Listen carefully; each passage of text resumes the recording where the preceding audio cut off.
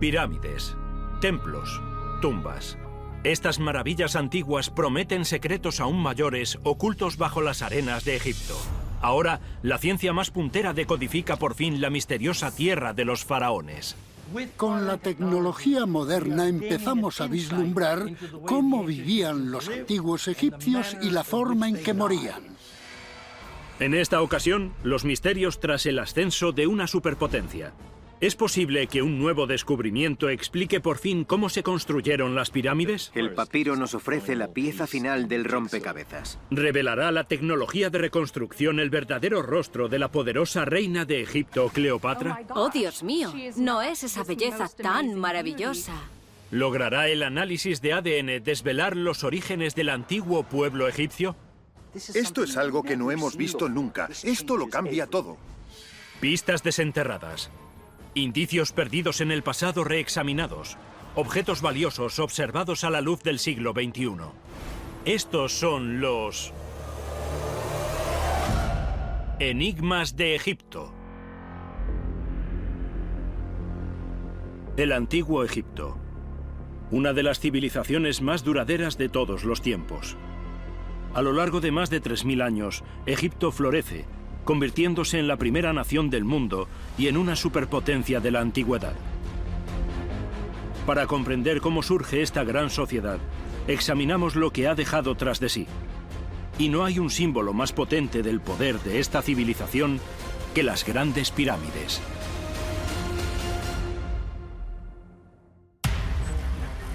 ...200 kilómetros al este del Cairo, los arqueólogos excavan a orillas del Mar Rojo. Han desenterrado el que tal vez sea el mayor descubrimiento egipcio del siglo XXI. Un diario escrito a mano que tiene más de 4500 años. Estos son los papiros más antiguos encontrados hasta la fecha. Puede ser lo más parecido a tener una máquina del tiempo. Los expertos creen que estos manuscritos podrían resolver finalmente uno de los misterios más duraderos de Egipto. ¿Cómo transportaron los antiguos enormes cantidades de piedra para construir la Gran Pirámide en un desierto aislado? ¿Por qué construir en Giza? El papiro nos ofrece la pieza final del rompecabezas.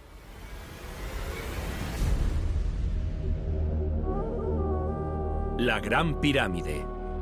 Una proeza magistral de la ingeniería, diseñada para inspirar asombro y admiración a quienes la contemplan. La Gran Pirámide de Giza mide 50 pisos de altura y para los antiguos egipcios simbolizaba la luz del sol representada en piedra. Los egiptólogos ahora saben que lo que vemos hoy es la estructura interna del monumento. Cuando las pirámides conservaban su recubrimiento, eran de un blanco reluciente.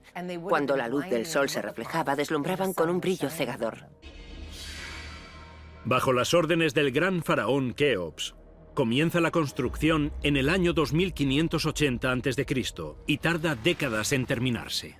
Probablemente participaron entre 20 y 30.000 personas en su construcción. Es algo descomunal. Todavía hoy es la estructura de piedra más grande del mundo. Es la Gran Pirámide. A escasa distancia de la Gran Pirámide se encuentran otras dos. Las tres construidas en un periodo de apenas 70 años. Observamos estas tres montañas de piedra y nos parece imposible que hayan sido construidas. Es algo que no parece posible en este mundo. Los egiptólogos se preguntan cómo pudieron construir los antiguos estas estructuras tan enormes y complejas en pleno desierto. ¿Por qué decidieron construir tan lejos, en un entorno tan inhóspito? Este es uno de los lugares más secos y más calurosos del planeta. La búsqueda de una respuesta ha impulsado décadas de investigación. Sin embargo, hay un misterio que pervive.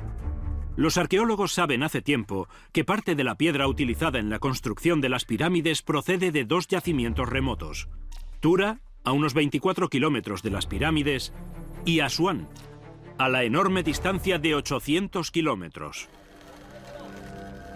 Los expertos dudan que los antiguos pudiesen arrastrar trineos por el desierto e investigan de qué otra forma podrían haber transportado tanta piedra centenares de kilómetros. Las pistas emergen utilizando una nueva herramienta arqueológica: imágenes captadas desde el espacio del río Nilo. Las imágenes de satélite han resultado ser una revelación.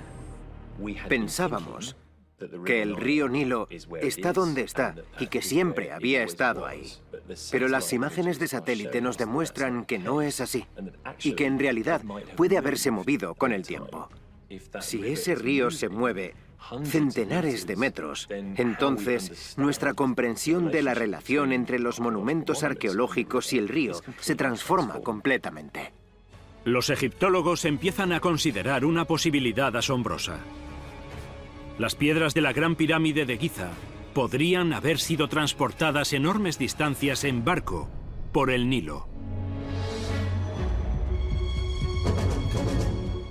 Para explorar esta nueva teoría extraordinaria, los científicos escudriñan bajo las arenas de la meseta de Giza. Utilizamos técnicas de detección remota, entre ellas la perforación con extracción de testigo, que es una especie de cirugía arqueológica. Nos permite ver bajo la tierra, en zonas donde pudo haber habido agua. El análisis confirma que el antiguo cauce del río Nilo discurre próximo a las pirámides. Áreas que están completamente secas en el siglo XXI, ahora sabemos que estaban llenas de agua en el Reino Antiguo, en la época de las pirámides. Cuando los arqueólogos excavan en busca de pruebas de la existencia de un puerto, descubren algo de una escala enorme.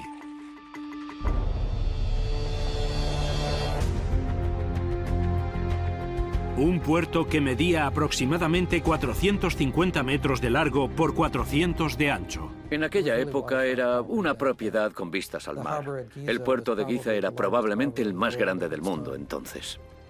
La idea de que existía un puerto en Giza difiere completamente de todas las ideas que hemos tenido hasta ahora.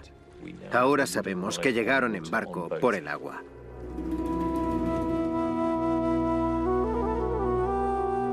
No obstante, si todo esto es cierto, surge otro enigma. ¿Cómo transportaron exactamente los barqueros de las pirámides estos cargamentos de piedras de hasta 10 toneladas, cientos de kilómetros por el Nilo?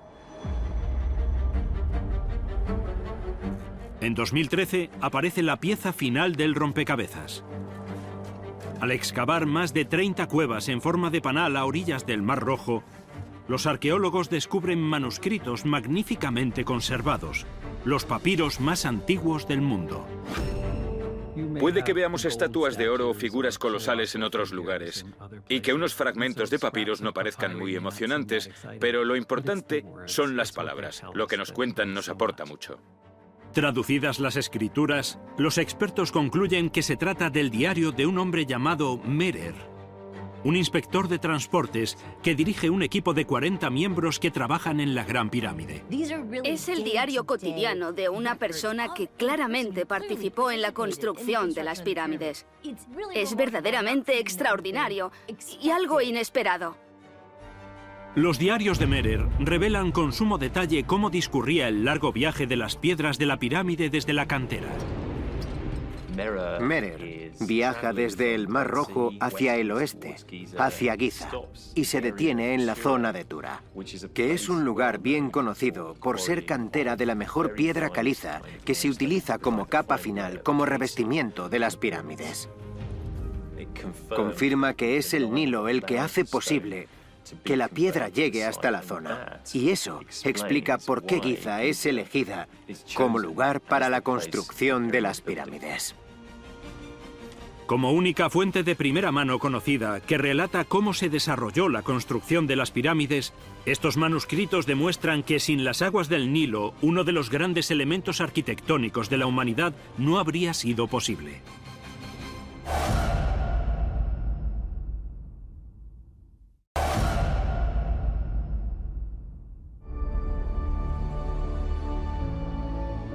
Estas magníficas tumbas de faraones son un símbolo perenne del estatus de superpotencia del antiguo Egipto.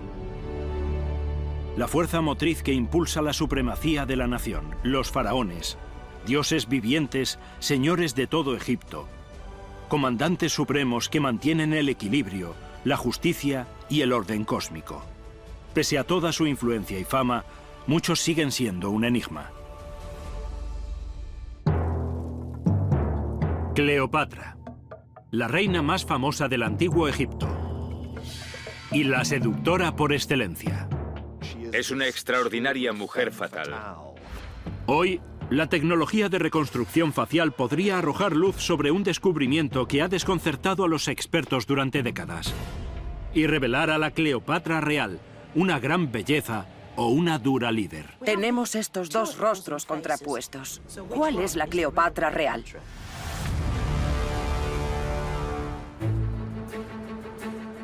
Es el nombre que está en boca de todos, inmortalizada por las actrices más glamurosas del mundo.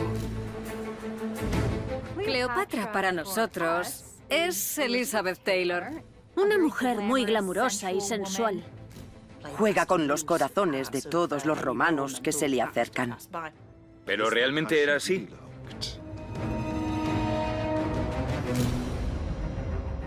Los caprichos del destino han querido que para los egiptólogos esta no sea una pregunta fácil de responder. No sabemos qué aspecto tenía Cleopatra, porque no tenemos su cadáver, nunca ha sido encontrada. Para explorar la verdad tras la leyenda, los expertos buscan primero el origen de la imagen de Cleopatra como seductora y descubren que surge de unos escritos romanos que detallan su relación con dos de los hombres más famosos de Roma: el emperador Julio César y Marco Antonio, un general militar. Estos documentos históricos describen a Cleopatra como de una gran belleza, pero los egiptólogos sospechan que el testimonio romano podría no ser fiable. Debemos recordar que la historia la han escrito los hombres. Hay una campaña de propaganda romana contra ella, para representarla simplemente como una seductora. Pero entonces, por pura casualidad, emerge otra pista sobre la apariencia de Cleopatra, que lleva a los investigadores en una dirección completamente diferente. Los expertos redescubren un lote de monedas romanas, olvidadas durante mucho tiempo en una caja fuerte de Newcastle, Inglaterra. Entre esa enorme colección de monedas hay un denario de plata. La moneda se remonta al año 32 antes de nuestra era. Fue acuñada en Armenia, por entonces bajo el control del general romano Marco Antonio. En una cara muestra a Marco Antonio, pero en la otra tenemos una representación de la reina Cleopatra. Tiene la nariz aguileña. Una barbilla agresiva. Masculina, si lo prefieren. No es la Cleopatra que hemos visto en películas y series de televisión. Oh, Dios mío, no es esa belleza tan maravillosa. Los egiptólogos creen que esta representación poco favorecedora de Cleopatra podría evidenciar su exigencia de igualdad con su homólogo masculino. Una imagen que ella misma habría creado. Por una parte tenemos a Marco Antonio, el famoso soldado, y por otra a Cleopatra, igualmente una famosa soldado. Representados como iguales. Ella quiere representarse como la auténtica y genuina soberana de Egipto. La moneda no solo sugiere que el estereotipo moderno de Cleopatra como seductora está muy equivocado, sino también que es una maestra de la propaganda política. Con todo, los expertos tienen un problema. Ni los documentos históricos ni su imagen en las monedas son completamente fiables. Así pues, los egiptólogos han diseñado una técnica innovadora para desvelar cuál era el rostro de la reina más famosa de Egipto. Examinan los documentos sobre la familia de Cleopatra, donde destaca una hermana envuelta en un halo trágico. Sabemos que la hermana de Cleopatra, Arsínoe, fue asesinada en Éfeso. Los documentos históricos revelan que Arsínoe está enterrada en Turquía. Algunos creen que su tumba guarda similitudes con el gran faro de Alejandría, de su Egipto natal. Si los arqueólogos logran encontrar sus restos, tal vez consigan determinar cómo era Arsínoe a partir de su cráneo. Y a partir de ahí, realizar un retrato fiable de su hermana mayor, Cleopatra. Los expertos reexaminan una tumba de Turquía. Aunque los huesos que contienen fueron descubiertos hace décadas, hace relativamente poco que han considerado la importancia potencial del hallazgo. En 1926, en Éfeso, encontramos el esqueleto de una chica que tenía entre 15 y 18 años. La tumba parece coincidir con la descripción de la última morada de Arsínoe. Como la tumba tiene ciertos elementos arquitectónicos que recuerdan a la arquitectura egipcia, se asume que la persona debe ser egipcia. Numerosos investigadores creen que la tumba contiene una conexión extraordinaria con la reina más enigmática de Egipto. Podría perfectamente ser la hermana de Cleopatra. Podría ser Arsínoe. Pero hay un problema con el esqueleto. Desgraciadamente, no conservamos la cabeza. Los arqueólogos investigan los documentos redactados en la época de la excavación con la esperanza de descubrir información sobre el cráneo. Tenemos fotografías, tenemos medidas tomadas en el momento del descubrimiento. A partir de estas medidas, los científicos generan una imagen de la posible hermana de Cleopatra. Utilizando la reconstrucción facial, podemos acumular capas de músculos sobre el hueso y así obtener las indicaciones necesarias para acumular carne sobre el cráneo y de ese modo poder ver cómo habría sido su cara. Si los investigadores están en lo cierto y este es el rostro de la hermana de Cleopatra, este proceso revelará el parecido más preciso con Cleopatra hasta la fecha. Vemos un rostro que es mucho más joven, mucho más femenino que el retrato de la moneda de Cleopatra. Cuesta un poco encontrar un parecido. Es tan diferente, de hecho, que algunos egiptólogos se muestran escépticos sobre su exactitud. Los expertos que reconstruyen el rostro tienen que trabajar con los datos limitados de que disponen, una serie de medidas del cráneo. Y lo único a lo que pueden aspirar es a crear una imagen parcial. Otros creen que podría surgir un problema incluso mayor: la duda relativa a la identidad de los restos. El esqueleto, el cadáver que apareció allí, es el de una chica de 15 años. Y hay un ligero problema porque creemos que Arsínoe probablemente superaba los 20 cuando falleció. Los egiptólogos están divididos. Yo creo que es seguro decir en este momento que la cuestión de la apariencia de Cleopatra todavía no ha sido resuelta. 2000 años después de su muerte, la leyenda de la reina más famosa de la historia sigue viva.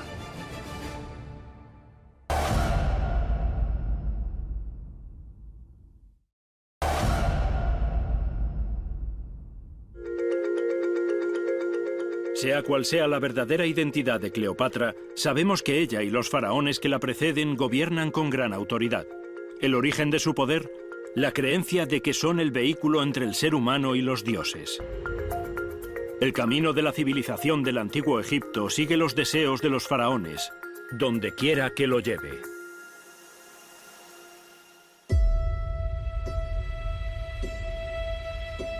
Construida por el famoso faraón Akenatón, la utópica ciudad de Amarna es legendaria. Akenatón quiere que sea una ciudad increíble, algo que todo el mundo recuerde. Ahora, un nuevo descubrimiento podría explicar por qué la ciudad fue abandonada menos de 2 décadas después de su construcción y revelar un lado profundamente siniestro del paraíso de Akenatón. ¿Fue Amarna una revolución gloriosa o fue el infierno en la tierra? Año 1350 antes de nuestra era. Un nuevo faraón asciende al trono de Egipto. Su nombre, Amenhotep IV. Amenhotep IV llega y dice: vamos a cambiar radicalmente las cosas. Construye un nuevo orden, empezando por su propia personalidad. Se cambia el nombre por Akenatón. El cambio de nombre es como un cambio de imagen completo. Su nuevo nombre lo convierte en representante directo del dios Sol.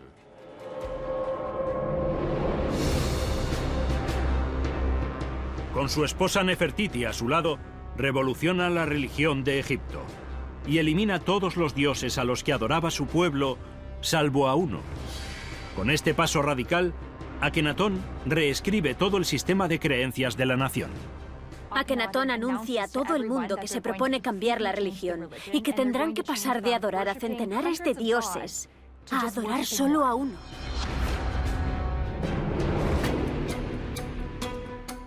construye una ciudad entera dedicada a la adoración de este dios único, el Sol, un nuevo epicentro espiritual. Una de las principales manifestaciones físicas de su revolución religiosa es el traslado de la capital religiosa de Egipto desde Tebas a una ciudad denominada Amarna. Es una operación descomunal. Traslada a miles de personas hasta una zona completamente nueva de Egipto, a centenares de kilómetros de las capitales. Durante más de una década, Amarna florece. Es una utopía próspera. Pero entonces, según los documentos, misteriosamente todo se desmorona. Ahora, los egiptólogos intentan averiguar qué desastre pudo haber tenido lugar allí. En busca de pistas, excavan en las ruinas de la ciudad abandonada. A lo largo de más de un siglo, desentierran indicios de una gran riqueza, una opulencia sin parangón. Sabemos que las élites construyeron grandes villas y probablemente llevaban un estilo de vida muy suntuoso. No se reparó en ningún tipo de gasto para la construcción de la ciudad.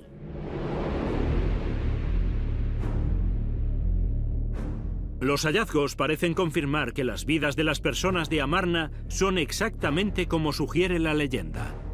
Sabemos por los textos e imágenes de la época que Akenatón y Nefertiti hacían centenares de ofrendas individuales diariamente al dios Sol. La mejor comida y el mejor vino, lo mejor de todo. Akenatón quiere que sea una ciudad increíble, algo que la gente recuerde. Pero hay algo que desconcierta a los arqueólogos. Es habitual que los faraones representen sus conquistas militares en grabados y pinturas. Pero las representaciones de Amarna parecen mostrar una presencia militar diferente. Si examinamos el arte que se creó en Amarna, nos sorprenderá el número de soldados. Es una pareja real que debe tener una gran presencia militar para protegerse de una rebelión. Son personas que necesitan guardaespaldas. Esto sugiere que Akenatón podría correr peligro ante su propio pueblo. Puede que hubiese motivaciones religiosas, pero puede que fuese simplemente por seguridad, porque no era muy querido por su pueblo. Si esta teoría es correcta, la vida de los egipcios normales era sumamente diferente a la de la leyenda de Akenatón. Y Amarna no era la utopía que él proclamaba. Akenatón crea la sociedad egipcia en Amarna como una sociedad utópica. ¿Pero trata a su pueblo tan bien como una sociedad utópica propugna? En 2006, los arqueólogos comienzan las excavaciones en un cementerio de Amarna. Saben que los huesos podrían proporcionarles pistas vitales sobre las condiciones de la población. Los restos humanos son una forma extremadamente eficaz de conocer cómo vivía la población en la antigüedad. Todo lo que hacían se refleja en sus huesos. Los arqueólogos descubren centenares de esqueletos parcialmente intactos, conservados por el seco calor del desierto. Pero las tumbas no son lo que los expertos esperan. Los huesos han sido encontrados directamente en la arena. Para los arqueólogos que trabajan en este yacimiento es evidente que han encontrado los restos de personas muy pobres, porque los ricos habrían sido enterrados en tumbas. Encontrar restos intactos de personas corrientes es extremadamente raro. Cuando los expertos examinan el estado de huesos y dientes, encuentran indicios de una catástrofe. No de un desastre natural, hambruna o sequía, sino de algo mucho más siniestro. Los huesos de Amarna nos cuentan una historia terrible. A partir de estos huesos deducimos que los trabajadores de Amarna realizaban un trabajo físico muy duro cada día. No tenían suficiente comida. Presentan abscesos dentales, caries, así que su dieta era pobre. Había mucha anemia. Los niños se enfermaban. La desnutrición era habitual. Entonces, en uno de los templos de Akenatón, los arqueólogos examinan los restos de 1.700 mesas de ofrendas rituales, en su momento consideradas una prueba de la tremenda riqueza de la ciudad. Ahora, los altares de comida apuntan hacia una realidad diferente. Centenares de altares expuestos al sol y al aire. a rebosar de las mejores piezas de carne, de pan, de cerveza, de todas las ofrendas. Todo expuesto al sol, para que éste absorba su bondad. Y sin embargo, los obreros que construían este lugar no recibían casi nada.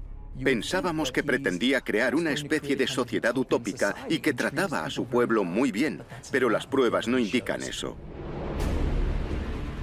Los hallazgos de Amarna están reescribiendo la historia de Akenatón y su legendaria utopía. La arqueología moderna empieza a descubrir al hombre que realmente fue Akenatón. Un dictador, un rey brutal que mataba a su pueblo, trabajando. Tuvo que ser un infierno. Y ahora, los egiptólogos ya tienen una explicación de por qué, cuando Akenatón fallece, su ciudad es abandonada por su pueblo, lo que provocó que los trágicos secretos de Amarna permaneciesen ocultos bajo la arena durante más de 3000 años.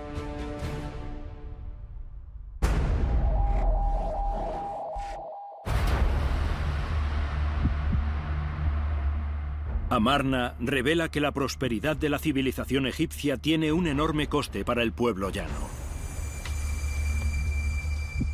Y sin embargo, es la columna vertebral de esta poderosa superpotencia y logra sus mayores proezas.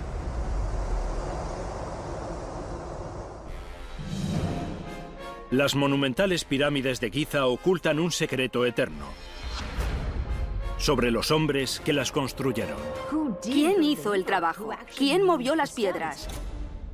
Ahora, una serie de descubrimientos extraordinarios podría arrojar luz finalmente sobre el misterio y revelar si las pirámides fueron construidas por esclavos o por artesanos voluntarios. Es una imagen poderosa que Hollywood ha popularizado. Miles de constructores de pirámides se esfuerzan bajo el sol del desierto, esclavos de un faraón opresor. Los egiptólogos toman esta idea de esclavitud de un historiador de la antigua Grecia, que escribió sobre el faraón de la cuarta dinastía, Keops, el rey que ordena la construcción de la Gran Pirámide. Heródoto nos dice, 2000 años después de la construcción de la Gran Pirámide, que 100.000 personas participaron en su construcción. Heródoto fue el primer historiador. Se le reconoce como el padre de la historia. Vivió en la Edad de Oro de Grecia, viajó por todo el mundo y escribió sobre lo que vio. Dice de Keops que es malo, que es malvado y que explota a su propio pueblo. Vivió tanto tiempo y les exigió que construyesen una estructura tan grande que fue demasiado para ellos. Y cuando vemos esa estructura hoy, no es de extrañar que nos venga la esclavitud a la cabeza. En 2002, los arqueólogos descubren algo que podría arrojar luz sobre esta creencia popular. Al excavar en la meseta de Giza, descubren muros y el contorno de estructuras. Los egiptólogos creen que es un pueblo de trabajadores, a tan solo 400 metros de las pirámides. En la propia meseta de Giza, los arqueólogos han descubierto las estructuras administrativas donde vivían los operarios que construían las pirámides y donde construyeron sus propias tumbas. Desentierran también objetos que revelan la dieta y modo de vida de los trabajadores, los indicios de cómo vivían. Los tipos de alfarería más comunes en Giza son moldes para pan y vasijas de cerveza. Encontramos miles, así que comían pan y bebían cerveza. Junto con las vasijas de cerveza, los arqueólogos encuentran algo totalmente inesperado. Fragmentos de más de 150.000 restos de animales, desde pescados a aves y, sorprendentemente, ganado. En la ciudad de los constructores hemos encontrado huesos de ganado suficientes como para alimentar a 7.000 personas todos los días durante 20 años. La carne de vaca era una carne muy cara en el antiguo Egipto. Y el hecho de que sea una de las cosas que comían nos demuestra que se trataba de una actividad organizada por el Estado y que se aseguraban de que los trabajadores que construían las pirámides estuviesen alimentados. Las pruebas encontradas en el pueblo sugieren una nueva teoría, que los constructores de las pirámides no eran en absoluto esclavos, sino que vivían en casas construidas para ellos y les pagaban con cerveza, pan y los mejores cortes de carne. Entonces, en el interior de la Gran Pirámide emergen más pruebas. Los arqueólogos estudian las inscripciones de una cámara situada sobre la tumba del rey. Aunque es práctica habitual de los exploradores dejar sus nombres, creando así un registro único de la exploración, entre las marcas modernas se detectan símbolos extraños. Sobre una de las enormes losas del techo hay un jeroglífico que tiene 4.500 años. Las marcas rojas indican qué equipo era responsable de arrastrar ese bloque gigante. Este jeroglífico revela la relación de los trabajadores con el faraón. Es el nombre de una cuadrilla, los amigos de Keops. Sugiere una cuadrilla unida en su tarea, que trabaja para el rey. Debemos imaginarnos a estas cuadrillas con espíritu de equipo. Y eso nos ofrece una visión de trabajo muy organizado, concentrado, frente a lo que imaginábamos antes. Esclavos azotados mientras arrastran las piedras por las rampas hasta las pirámides. Esto lleva a los egiptólogos a una conclusión final sobre los trabajadores, que descarta la creencia de que las pirámides habían sido construidas por esclavos. Y se convierte en una más de las pruebas que sugieren que se trata de artesanos sumamente especializados. Los descubrimientos arqueológicos modernos han establecido sin ningún género de duda que las pirámides fueron construidas por trabajadores a sueldo del Estado, albañiles, canteros especialistas, supervisores, arquitectos. Eso significa que los expertos ahora pueden considerar las pirámides como mucho más que la tumba de un rey. Son monumentos eternos al ingenio y a la habilidad de los hombres que las construyeron. Los trabajadores que participaron en las pirámides sabían que su trabajo perduraría miles de años. Y ese sentimiento de orgullo a la hora de crear tanto la inmortalidad para el rey como un monumento que resistiría miles de años es algo extraordinario.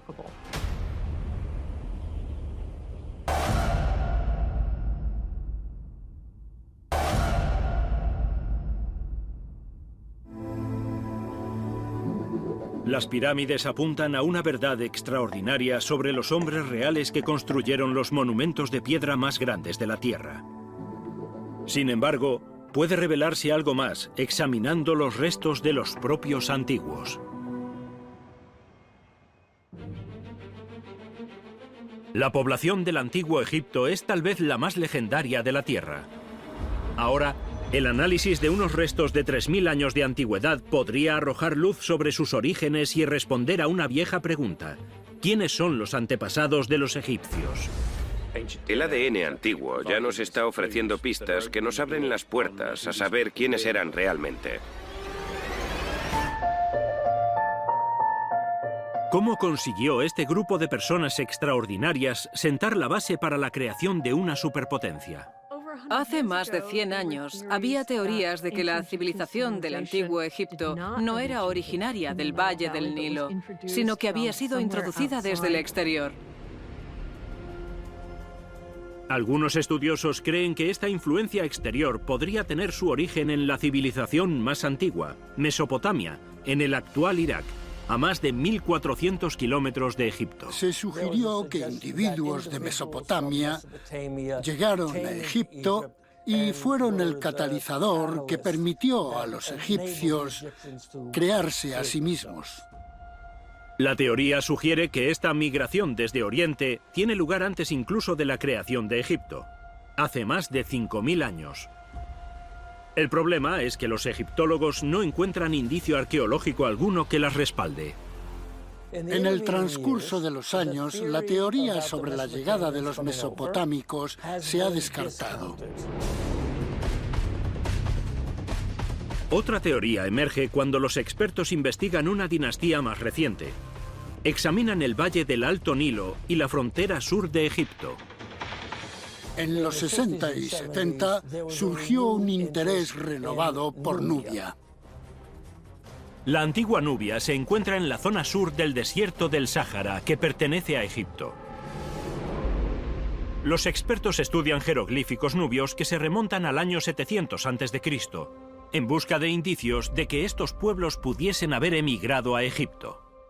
Tenemos inscripciones jeroglíficas que hablan de la conquista de Egipto por los nubios, cuando los africanos negros de Nubia eran los que gobernaban Egipto como faraones de pleno derecho. Las inscripciones muestran que los antiguos egipcios tenían fuertes vínculos con el África subsahariana. Pero sin pruebas biológicas, los expertos todavía no pueden demostrar una conexión ancestral.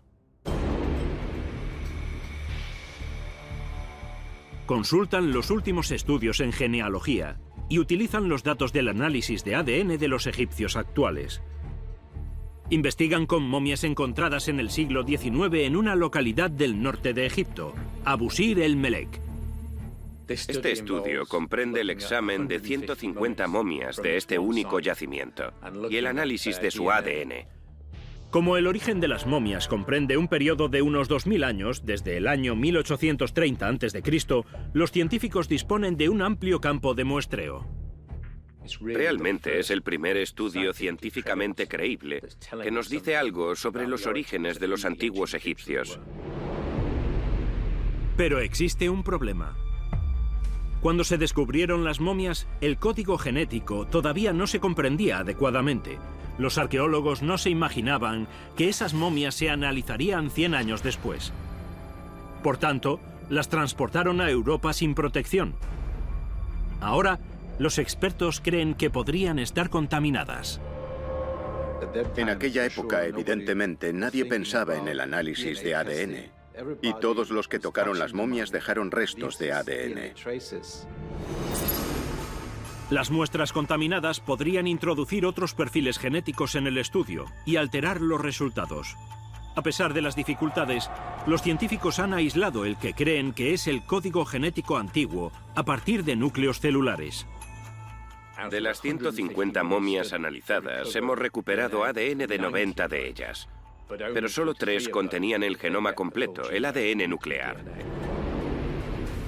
La extracción del genoma completo de esas 3 momias es una increíble hazaña científica. Es la primera vez para el antiguo Egipto, y los resultados son sorprendentes. Estos resultados demuestran que durante un periodo bastante prolongado de tiempo llegó población de lo que hoy es Turquía, Siria, Israel y Palestina. Es decir, que llegan de Oriente Próximo a Egipto.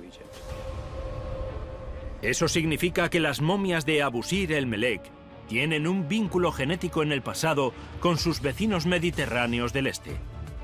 Pero existe un problema de base. Dado que todas las momias proceden de una sola zona, llegar a conclusiones generalizadas es imposible. Proceden de un único yacimiento del norte de Egipto. Esto no nos dice necesariamente cómo era la población en el sur de Egipto, por ejemplo. A pesar de las complicaciones, es un comienzo prometedor. Y a medida que los genetistas analicen más momias de todos los rincones de Egipto, los resultados ofrecerán una imagen precisa de los patrones migratorios de la antigüedad. Y nos dirán quiénes son los antepasados de los antiguos egipcios de una vez por todas.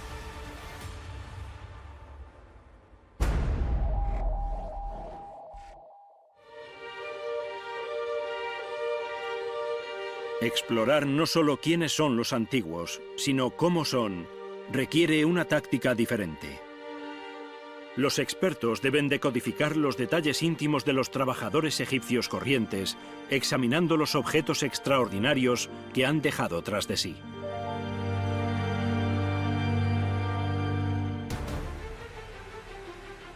En las proximidades de la necrópolis de Tebas, los arqueólogos desentierran una gran cantidad de archivos antiguos. Aproximadamente unos 100.000 documentos. Quizás sea el pueblo mejor documentado no solo del antiguo Egipto, sino de toda la edad de bronce en el mundo.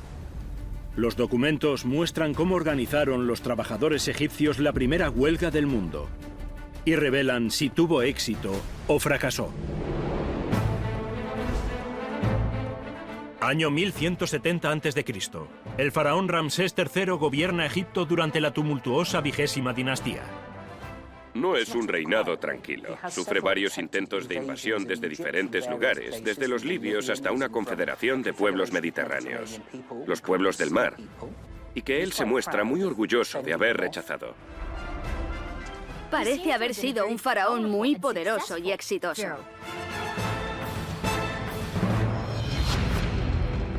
Los expertos se preguntan si este extraordinario éxito militar en el extranjero habría tenido algún coste en casa, en Egipto. Pero sabemos también que hacia el final de su vida, los problemas económicos empezaron a acumularse en Egipto. Mientras los egiptólogos investigan cómo afecta el desplome de la economía al Egipto corriente, emergen nuevas pruebas. En las profundidades del Valle de los Reyes, sepultado en las áridas arenas del desierto, los arqueólogos han desenterrado un pueblo intacto que se remonta a la 20ª dinastía. Lo que descubren en su interior ha sido conservado inmaculadamente por el calor del desierto. La comunidad de Deir el-Medina estaba mucho más adentrada en el desierto que las poblaciones normales. Estaba en la orilla oeste, en la Tierra de los Muertos, en pleno desierto. Y el motivo por el que es tan especial es porque conserva cosas que ya no hay en ningún lugar del planeta. Enterrados entre las ruinas de Deir el-Medina, los arqueólogos han encontrado decenas de miles de documentos, desde órdenes de trabajo a cartas íntimas. Pero lo más importante, documentos jurídicos que nos permiten ver sus preocupaciones y conflictos. Entre los documentos, los expertos recuperan escritos que sugieren que los hombres cobraban directamente un sueldo del faraón Ramsés III. Construían tumbas en el cementerio real de Tebas, a poco más de 1 kilómetro de distancia. Los documentos muestran el elevado estatus social de estos importantes artesanos. Conocían a las grandes élites de Tebas porque hacían ataúdes para ellos y también terminaban sus tumbas. De modo que estos hombres se codeaban con los tebanos más acaudalados, aunque en realidad no eran más que artesanos. Una ulterior investigación revela algo inesperado. Algunos documentos apuntan a una relación tensa entre los artesanos y sus jefes. Durante el reinado de Ramsés III, tenemos pruebas de que los trabajadores de Deir el-Medina no cobraban puntualmente. Y por supuesto, si no te pagan el pan y la cerveza, que es el salario normal literalmente en el antiguo Egipto, ¿cómo vas a trabajar? De modo que los artesanos tomaron cartas en el asunto. La deuda acumulada lleva a la primera huelga conocida de la historia. Exigen que les paguen. Los documentos indican claramente que fueron a la huelga más de una vez. Fue algo que se repitió a lo largo del tiempo, los retrasos en el pago y la negativa a trabajar por eso. Lo que los documentos revelan a continuación es extraordinario. Ni los despiden ni los castigan. Parece que tienen éxito y que el faraón recapacita y les paga. Los egiptólogos creen que esta prueba extraordinaria pone en cuestión si el faraón de la 20ª dinastía ejercía su poder como un dictador.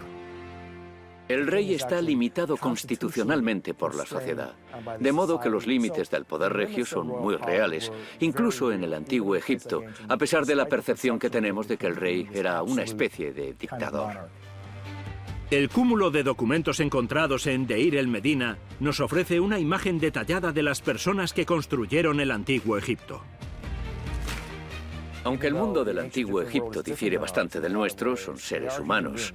Y las dificultades humanas, las emociones, las preocupaciones por la vida cotidiana, por ganarse la vida, por dar de comer a su familia o por el amor, todas cobran vida en estos documentos.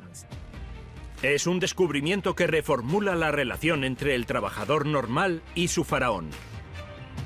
Y redefine a esta superpotencia egipcia como una nación funcional, completa, con sus conflictos y conquistas. Como cualquier nación actual.